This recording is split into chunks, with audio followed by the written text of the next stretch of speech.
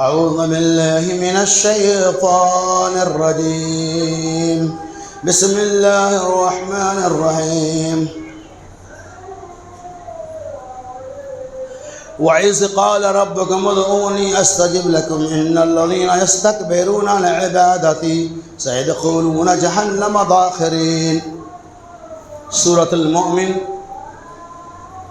پارہ نمبر 24 آیت نمبر 60. وعن سلمان الفارسي رضي الله عنه قال قال رسول الله صلى الله عليه وسلم لا يرد القضاء إلا الدعاء ولا يزيد في العمر إلا البر. رواہ ترمذی. علامہ البانی رحمہ اللہ نے اس حدیث کو صحیح قرار دیا ہے. وعن ابی ہریرہ رضی اللہ عنہ قال قال رسول اللہ صلی اللہ علیہ وسلم اذا دعا احدکم فلا يقول اللهم اغفر لي ان شئت اللهم ارحمني ان شئت ليازم المسألة فإن الله لا مكره له. رواه البخاري. معزز اکابرین جماعت و سامعین کرام، ہر قسم کی حمد و ثنا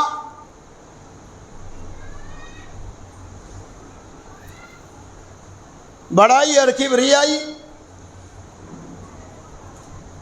ثنا اور خوبی، تعریفات اور تسبیحات اس رب ذوالجلال والاکرام ابدی لا دوال لا مثال لا لد له ولا مثل له ولا ذل له کے لیے لائق و سزاوار ہے، جو انسانوں کی دلوں کی دھڑکن کی آواز کو سمجھتا ہے، جو انسانوں کے دل کی گہرائی سے نکلی ہوئی دعاؤں کو سنتا ہے. دعا مومن کا ہتھیار ہے. اس دعا کے بارے میں اللہ کے رسول صلی اللہ علیہ وسلم دعا هو العبادہ، اور دعا ہی عبادت ہے. اس دعا کے سلسلے میں اللہ کے رسول صلی اللہ علیہ وسلم نے ہمیں اور آپ کو بہت ساری چیزوں کی تعلیمات دی کہ ہمیں اللہ سے دعا کیسی کرنی چاہیے، دعا مانگنے کے طریقے کیا ہے، اس کے شرائط کیا ہے، دعا کی مقبولیت کا طریقہ کیا ہے، اور ہماری دعائیں کیوں نہیں قبول ہوتی ہیں. ان ساری چیزوں سے متعلق وضاحت حدیث پاک کے اندر موجود ہے. انشاءاللہ میں اسی موضوع کی وضاحت کروں گا، دعا کی اہمیت اور اس کی ضرورت، اس کی افادیت. اللہ تبارک و تعالی نے ارشاد فرمایا اور آپ کے رب نے یہ کہا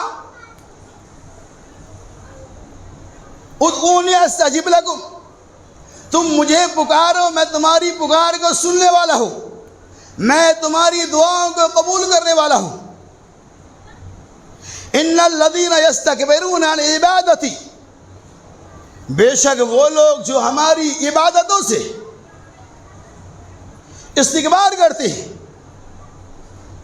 جو ہم سے دعائیں نہیں مانگتے، جو ہماری عبادتیں نہیں کرتے، ان الذین یستکبرون، یہ لوگ تکبر کرنے والے ہیں، یہ لوگ گھمنڈ کرنے والے ہیں.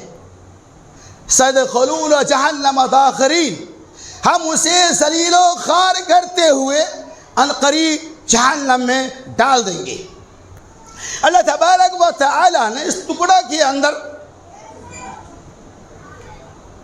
ہمیں اور آپ کو پیغام دیا وَإِذْ قَالَ ادْعُونِي أَسْتَجِبْ لَكُمْ. اللہ فرماتا ہے، اعلان کرتا ہے کہ اپنے رب کو پکارو، تم مجھے پکارو، میں تمہاری پکار کو سننے والا ہوں. اس کائنات کے اندر اللہ تبارک و تعالیٰ کے علاوہ کوئی ہے ہی نہیں جو ہماری آواز، جو ہماری فریاد، جو ہماری دلوں کی دھڑکنوں کی آواز کو سننے والا ہو. اور سننے والا ہی نہیں، استجب لکم، میں سن کر قبول کرنے والا ہوں. اس کائنات کے اندر اللہ کے علاوہ کوئی ہے ہی نہیں، لیکن آج ہم اللہ کو چھوڑ کر غیروں سے دعائیں کراتے ہیں، غیروں سے دعائیں مانگتے ہیں، غیروں سے امیدیں وابستہ کرتے ہیں کہ بے شک وہ لوگ جو اللہ کے علاوہ دوسروں کو پکارتے ہیں، من لا يستجیب لهم یوم القیامت وهم عن دعائهم غافلون۔ اللہ نے اعلان کر دیا اللہ کو چھوڑ کر آپ دوسروں کو پکارتے ہیں، من لا يستجیب لهم، وہ آپ کی پکار کو سننے والا نہیں۔ یوم القیامہ، یوم الى قیامہ، قیامت کا دن تک، کیوں؟ وهم عن دعائهم غافلون، اس لیے کہ وہ تمہاری دعاؤں سے غافل ہے، تمہاری آواز سے غفلت برتنے والا ہے، یعنی وہ تمہاری آواز کو، تمہاری پکار کو نہیں سنتا۔ ایک وجہ آج ہماری دعا کی قبول نہ ہونے کی یہ بھی وجہ ہے کہ آج ہم اللہ کو چھوڑ کر بہت سارے مسلمانوں کا ایک بہت بڑا طبقہ غیر اللہ کو پکارتے ہیں، اور قرآن نے اعلان کر دیا من لا يستجیب لهم یوم القیامت وهم عن دعائهم غافلون، وہ قیامت کی صبح تک تمہاری آواز کو قبول نہیں کر سکتا ہے۔ کیوں؟ اس لیے کہ وہ تمہاری آواز سے غافل ہے، اسے کچھ پرواہ نہیں۔ اللہ سے دعا کہ اللہ تعالی ہمیں صرف اللہ کو ہی پکارنے کی توفیق رفیق عطا فرمائے۔ دعا ایک عبادت ہے، جس طرح سے پنجگانہ نمازوں کا ہم اہتمام کرتے ہیں فرض سمجھ کر، ہمیں دعاؤں کا اہتمام بھی اسی انداز میں کرنا چاہیے۔ اس لیے حبیب پاک صلی اللہ علیہ وسلم الدعاء هو العبادہ، دعائی عبادت ہے، ہمیں دعاؤں کے معاملہ میں کوتاہی نہیں برتنی چاہیے۔ دعا ایسی چیز ہے اللہ تعالیٰ نے مومنوں کو وہ عظیم پیار دیا جس کی بنا پر بڑی بڑی جنگیں فتح ہو گئی، ہارنے والی جنگیں جیت گئی۔ ساری امیدیں ختم ہو جانے کے بعد اللہ کی ذات پہ مکمل یقین تھا، صحابہ نے دعا کیا، محمد رسول اللہ صلی اللہ علیہ وسلم نے دعا کیا، اور اللہ نے آپ کی دعاؤں کو قبول کیا۔ یہ دعا کا تو نتیجہ تھا ہزاروں کی تعداد میں 313 نہتے مسلمان اس صاحبان کے نیچے پیارے حبیب محمد رسول اللہ صلی اللہ علیہ وسلم نے اللہ کو پکارا، اللہ سے دعائیں کیا، سجدے میں گر گئے، اللہ نے آپ کی دعا کو قبول کر لیا۔ اور قرآن نے کہا انی استجب لکم، ادعونی استجب لکم، مجھے پکارو میں تمہاری آواز کو سننے والا ہوں۔ تو ہماری ذمہ داری ہے کہ ہم دل کی گہرائی اور گہرائی سے اپنے رب کو پکارتے رہیں، اللہ سے دعائیں کرتے رہیں۔ دعا کے اندر وہ تاثیر ہے جو ہماری تقدیر کو بھی بدل سکتی ہے۔ آئیے حدیث ملاحظہ ہو، حضرت سلمان فارسی رضی اللہ تعالیٰ عنہ کہتے ہیں رسول اللہ صلی اللہ علیہ وسلم نے ارشاد میں لا يرد القضاء الا دعا، تقدیریں نہیں لوٹائی جاتی سوائے دعا کے، ولا يزيد في العمر الا البر، اور عمر کے اندر اضافہ نہیں ہوتا مگر نیکیوں کے ذریعہ۔ تو میرا موضوع بحث ہے کہ دعا لا يرد القضاء الا دعا، کہ تقدیر نہیں بدلی جاتی ہے سوائے دعا کے، یعنی تقدیر میں اللہ نے جو فیصلہ کر دیا اس فیصلہ پہ ہمیں یقین رہنا چاہیے، ایمان لانا چاہیے۔ چونکہ اللہ کے رسول صلی اللہ علیہ وسلم نے ارشاد فرمایا کہ زمین و آسمان کی تخلیق سے 50,000 سال پہلے رب العالمین نے بندوں کی تقدیر کو لے لیا۔ تو ہمیں نمبر ایک، ہمیں تقدیر کے اوپر ایمان لانا چاہیے، لیکن تقدیر میں کیا لکھا ہے وہ مجھے نہیں معلوم، کسی کو نہیں معلوم۔ بس اوقات ایسا ہوتا ہے کہ انسان اللہ سے دعائیں کرتا ہے، 2 دن 4 دن 10 دن یا کچھ ایام تک کیا، اور وہ پیچھے ہٹ جاتا ہے یہ کہتے ہوئے کہ اللہ ہماری دعا کو قبول نہیں کرتا ہے، وہ نماز کی پابندیاں نہیں کرتا، روزہ نہیں رکھتا، یہ کہتے ہوئے کہ ہمارے تقدیر میں لکھا ہوا۔ ارے بھائی یہ کون سی بات ہے؟ یہ اس کا علم تو کسی کو نہیں ہے۔ تقدیر میں کیا لکھا ہوا ہے وہ اللہ کے علاوہ کوئی نہیں جانتا۔ ہمارا یہ کہنا کہ بس اللہ جب ہدایت دے دے گا تب ہم مسجد آ جائیں گے، ہم نماز پڑھنے کی، ہماری تقدیر میں ہی یہ لکھا ہوا کہ یہ نماز نہیں پڑھے گا، یہ کون تعلیم دیا؟ یہ عقیدہ باطلہ ہے۔ تقدیر کے بارے میں یہ فیصلہ لینا کہ میری تقدیر میں ایسا ہی لکھا ہوا، اس کا علم آپ کو نہیں۔ اگر ان کا لکھا ہوا ابھی ہوگا تو کیا ہوا؟ آپ دعا کرو، حبیب پاک صلی اللہ علیہ وسلم نے فرما دیا لا يرد الدعاء لا يرد القضاء الا الدعاء، تقدیریں نہیں لوٹائی جاتی ہے، تقدیر کے اندر چینجنگ نہیں ہوتا ہے سوائے دعا کے۔ ان کے آپ کے کہنے کے مطابق کیا ایسا لکھا ہوا نا کہ ایسا نہیں، آپ دعا کرتے رہو۔ نبی علیہ السلام نے فرمایا کہ دعا کے ذریعہ وہ رب جو تقدیر لکھنے پہ قادر ہے، وہ رب العالمین آپ کی دعاؤں کی وجہ سے آپ کی تقدیر کو بدلنے پہ بھی قادر ہے۔ یہ اللہ کی شان ہے کہ دعاؤں کے ذریعہ اللہ تبارک و تعالیٰ چاہے تو ہماری تقدیر کو بھی بدل سکتا ہے، ورنہ ہماری تقدیر میں کیا لکھا ہوا ہے اس کا علم ہمیں نہیں ہے۔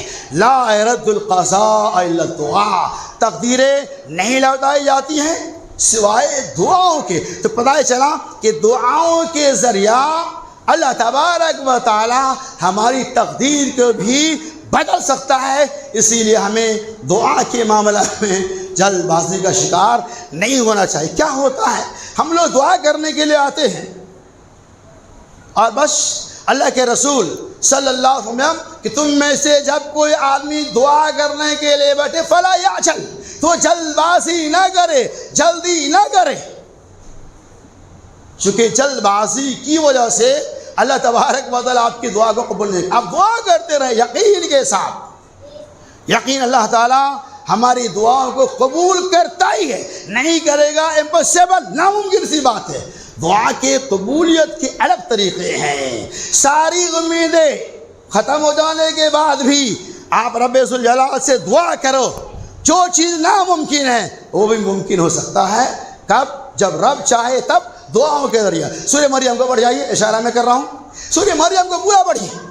حضرت زکریہ علیہ السلام نے خفیہ طور پہ رب سے دعا کیا اور کہا کہ اے رب العالمین میرے سر کے بال سفید ہو چکے ہیں، میں بوڑھا ہو چکا ہوں، لیکن میں تجھ سے دعا کر کے کبھی نا امید نہیں ہوتا ہوں، اے اللہ میری دعا کو قبول کر لے۔ کیوں؟ یرثنی ویرث من آل یعقوب، اے اللہ تاکہ وہ یعقوب آل یعقوب کا وارث بن سکے، اے اللہ تاکہ وہ دین کا وارث بن سکے، اے اللہ تم مجھے ایک اولاد دے دے۔ خود کہہ رہا سر کے بال بھی سفید ہو چکے ہیں اور بوڑھا بھی ہو چکا ہوں۔ اللہ نے کہا فرشتہ جا فرشتہ بشارت سنا دے۔ بشارت سنایا اور کہا جا بشارت سنا دے اور اس لڑکے کا نام یحییٰ ہوگا۔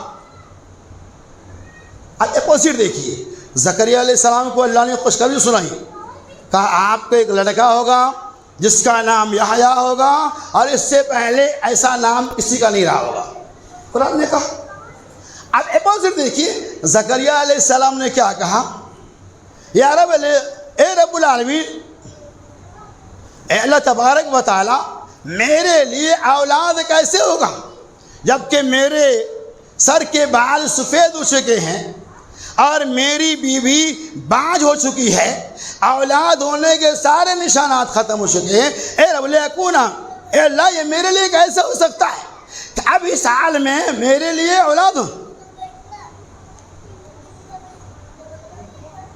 تو اللہ نے کہا یہ اللہ کے لیے آسان ہے۔ تو اللہ نے کیا اس ٹکڑے کے اندر یہ پیغام دیتا ہے کہ زکریا علیہ السلام خود کہہ رہے ہیں، دعا بھی کر رہے ہیں اور بشارت میری بھی کہہ بھی رہے ہیں، اے اللہ میری بیوی بھی باج ہو چکی ہے، اللہ اکبر، باج ہو چکی ہے، اولاد دینے کی صلاحیت نہیں ہے، میرے بال بھی سفید ہو چکے ہیں اور میں تو بوڑھا ہو ہی چکا ہوں، کیسے ہوگا؟ کہا یہ اللہ کے لیے آسان ہے، اللہ نے دیا۔ تو پتہ یہ چلا کہ اللہ تبارک و تعالی سے دعا مانگتے ہوئے ہمیں تھکنا نہیں چاہیے۔ اللہ تبارک و تعالی ہمیں ہماری دعاؤں کا بدلہ اور ثمرہ ضرور بھی ضرور دے گا۔ اور آگے چلیے، عن ابی ہریرہ رضی اللہ عنہ قال قال رسول اللہ صلی اللہ علیہ وسلم اذا دعا احدکم فلا يقل اللهم اغفر لي ان شئت۔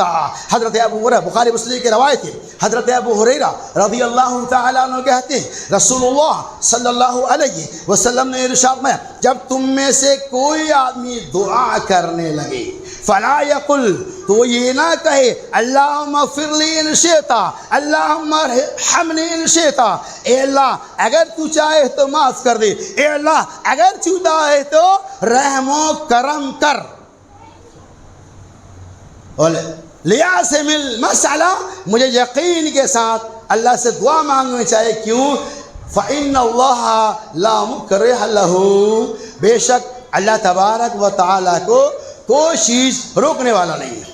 اس حدیث پاک کے اندر اللہ کے رسول صلی اللہ علیہ وسلم ہمیں یہ پیغام دے رہا ہے کہ ہم جب رب سے دعا کرنے لگے تو ہم یہ نہ کہے اے اللہ تو چاہے تو معاف کر دے، تو چاہے تو رحم و کرم کر. ایسا نہیں، ہمیں یہ دعا مانگنی ہے کہ اے رب العالمین میں گناہگار ہوں، اے اللہ ہم سیاہ کار ہوں، اے اللہ ہم گناہوں سے لت پت ہے، اے اللہ ہمارے گناہوں کو معاف کر دے، اے رب العالمین تو ہمارے اوپر رحم و کرم کر.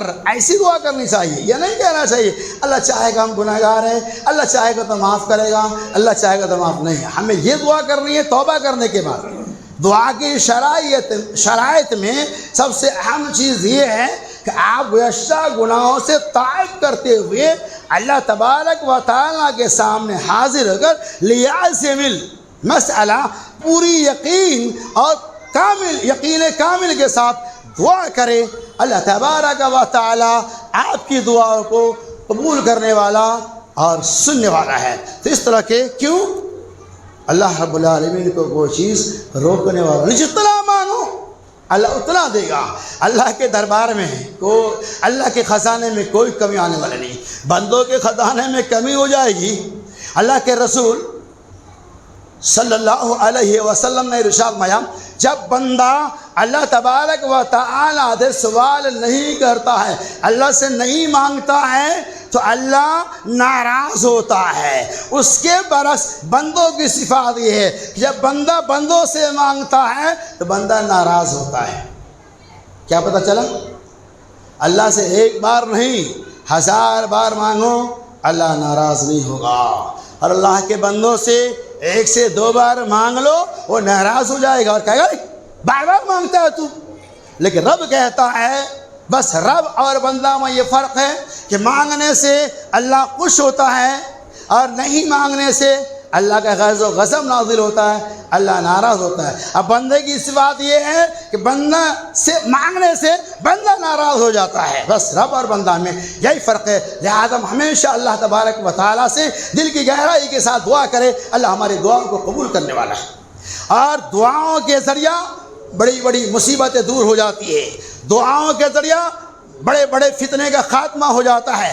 دعاؤں کے ذریعہ بڑی بڑی کامیابیاں حاصل ہو جاتی ہے. آپ نے دیکھا ہوگا ساری دوائیوں ایک طرف، ڈاکٹر نے کہہ دیا اب کچھ آگے چانسز نہیں ہیں، بس رب کے اوپر ہے. ہم نے دعا کیا لا علاج بیماری، ڈاکٹر نے لکھ دیا کوئی علاج نہیں. اللہ سے دعا کہ بہت سارے ایسے پیشنٹ ہیں اللہ سے دعا کہ بغیر دوا کے وہ بیماری ختم ہو جاتی ہے. تو دعا کے ذریعہ بڑی بڑی بیماریوں کا بھی خاتمہ ہوتا ہے. دعاؤں کے ذریعہ ہمیں بڑی بڑی کامیابیاں بھی ملتی ہیں. دعاؤں کے ذریعہ اللہ تبارک و تعالیٰ نے ہم سے جنت کا بھی وعدہ کیا ہے. دعا کے معاملہ میں ہمیں کبھی چکنا نہیں چاہیے اور دعا کے معاملہ میں ہمیں کبھی جلد بازی کا شکار نہیں ہونا چاہیے. کیوں؟ اس لیے کہ ہم اللہ سے جو بھی دعا کریں گے اللہ ہماری دعاؤں کو قبول کرتا ہے. صحیحین کی روایت ہے،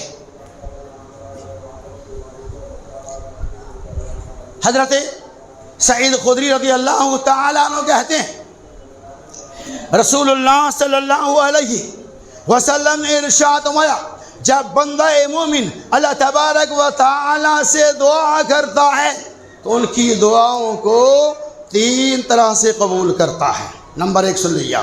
نمبر 1 کبھی ایسا ہوتا ہے کہ بندہ اللہ سے جو چیز مانگتا ہے وہی مل جاتا ہے. نمبر 2 کبھی ایسا ہوتا ہے زاد آخرت کو تیار کرتا ہے. کبھی ایسا ہوتا ہے کہ آنے والی بڑی مصیبتوں سے اللہ تبارک و تعالی ہمیں بچا لیتا ہے. ان 3 طریقوں سے اللہ تعالیٰ ہماری دعاؤں کو قبول کرتا ہے. یہ بتلا رہی ہے نمبر 1 کہ ہماری دعائیں رد نہیں ہوتی. بس چلیے اس کی تشریح میں چلتے ہیں کہ کبھی کیا ہوتا ہے بندہ رب سے جو چیز مانگتا ہے رب وہی چیز دے دیتا ہے. تو بندہ یہ سمجھتا ہے کہ ہم نے رب سے مانگا، رب نے ہماری مراد کو پوری کر دیا. نمبر 2 کبھی ایسا ہوتا ہے کہ آپ اللہ سے جو چیز مانگ رہے ہیں اللہ تبارک و تعالی اس کے بدلے میں نعم البدل آپ کے لیے آخرت میں تیار کر کے رکھتا ہے، اور جب میدان محشر کو قائم کیا جائے گا اس آخرت میں آپ کو اس دعا جسے اللہ نے قبول کر لیا اور آپ کے فائدے کے لیے جو دعا مانگ رہے تھے اس سے نعم البدل اللہ آخرت کے لیے رکھ لیا، قبول ہو گئی۔ نمبر 3، کبھی ایسا ہوتا ہے کہ دنیا میں کسی بڑے حادثے کے ہم شکار ہونے والے ہوتے ہیں۔ مثال کے طور پہ ہم جا رہے کسی ہائی وے پہ، کہیں بھی عام راستے پہ، ادھر سے 100 کی اسپیڈ میں 4 ویلر آ رہی ہے، گاڑی آ رہی ہے، ہمارا ایکسیڈنٹ ہونے والا تھا، ہم اس گاڑی سے ٹھوکر کھا کے ہماری موت جگہ پہ واقع ہو جاتی، لیکن اللہ تبارک و تعالیٰ کی طرف سے یہ دعا وہاں آ کر آڑ بن جاتی ہے، یہ دعا وہاں آ کر آپ کو بڑے ایکسیڈنٹ سے روک دیتا ہے، اور آپ کی موت یقینی ہونے کے باوجود بھی آپ کی موت نہیں ہوتی ہے، آپ کے جسم پہ کوئی خراش نہیں آتا ہے اور آپ بچا لیے جاتے ہیں۔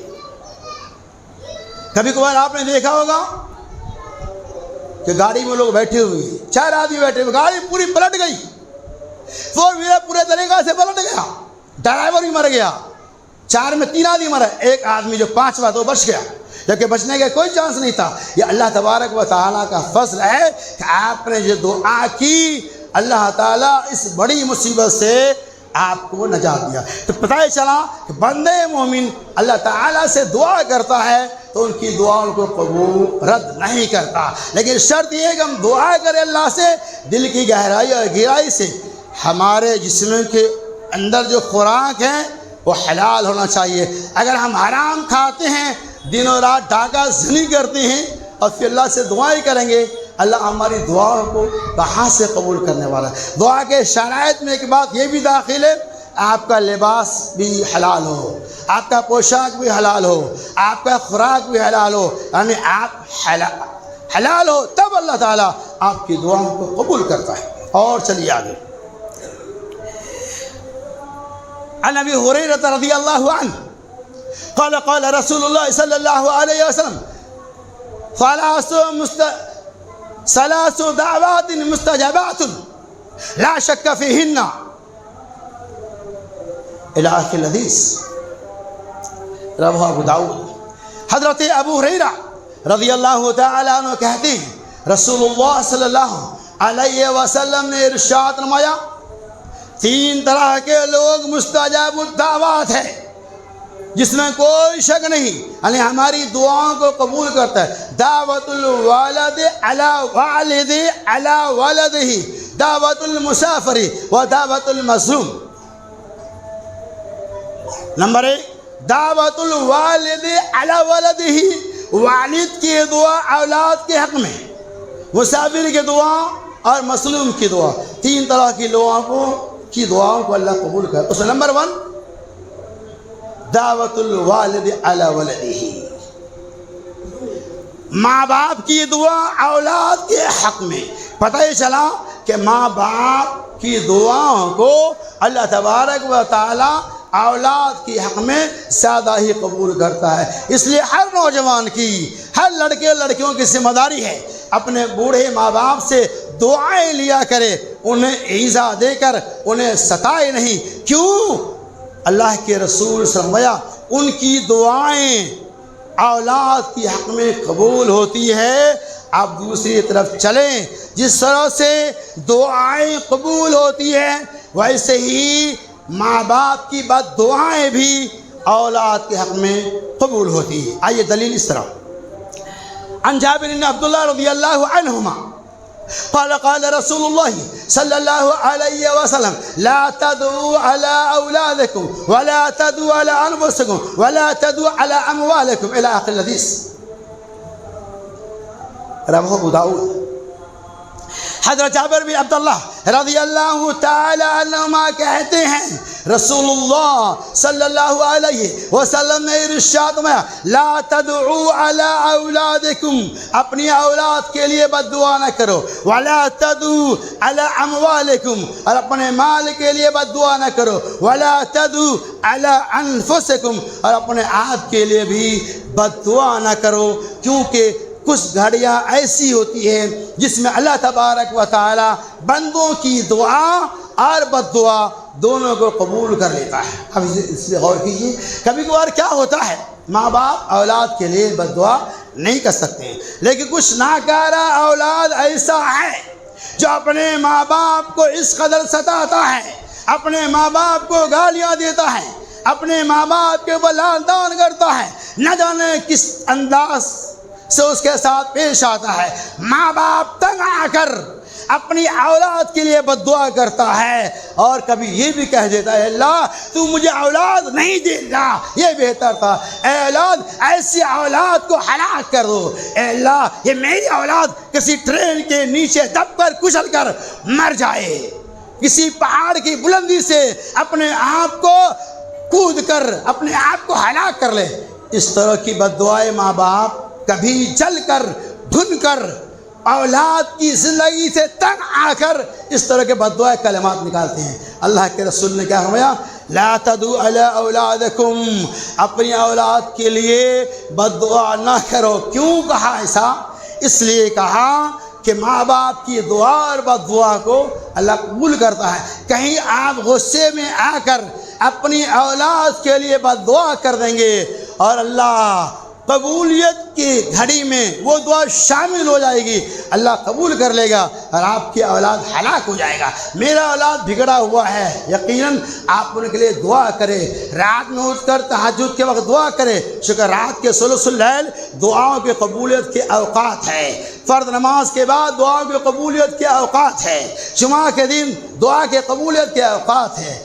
آپ اللہ سے دعا کریں اللہ میرا اولاد بگڑا ہوا ہے، اللہ اس کی اصلاح کرے۔ اب ان کے لیے اپنے علماء سے بڑے بزرگوں سے بھی دعائیں کرائیں، حلال طریقہ سے، تعویذ استعمال نہ کرے سدھرنے کے لیے اور بگڑنے والی چیزیں دعا کرائیں، خود دعا کرے، اس کے لیے بد دعا نہ کرے، پورے طور پر کوشش کرے کہ اولاد ہماری بگڑی ہوئی ہے، کم از کم اس کی اصلاح ہو جائے۔ آپ اس کے لیے بد دعا نہ کریں، سدھارنے کی کوشش کریں۔ اللہ تبارک و تعالی ضرور بھی ضرور ایک نہ ایک دن آپ کی زبان سے نکلی ہوئی دعا آپ کے اولاد کے حق میں قبول ہو جائے گی اور اولاد کامیاب ہو جائے گی۔ تو پتہ یہ چلا کہ ہمیں اپنے اولاد کے لیے دعاؤں کا اہتمام کرنا چاہیے۔ یہ دعاؤں کے اندر اللہ تعالیٰ نے بہت بڑی طاقت دے رکھی ہے۔ ہم ہمیشہ یہی آپ سے گزارش کرتے رہتے ہیں کہ ہمیشہ دعا کریں، یقیناً ہماری دعائیں رائے گا ضائع وغیرہ نہیں ہوتی۔ اس کے اللہ تعالیٰ سنی تمام باتوں کے اوپر ہمیں اور آپ کو عمل کرنے کی توفیق عطا فرمائے۔ اے اللہ ہمارے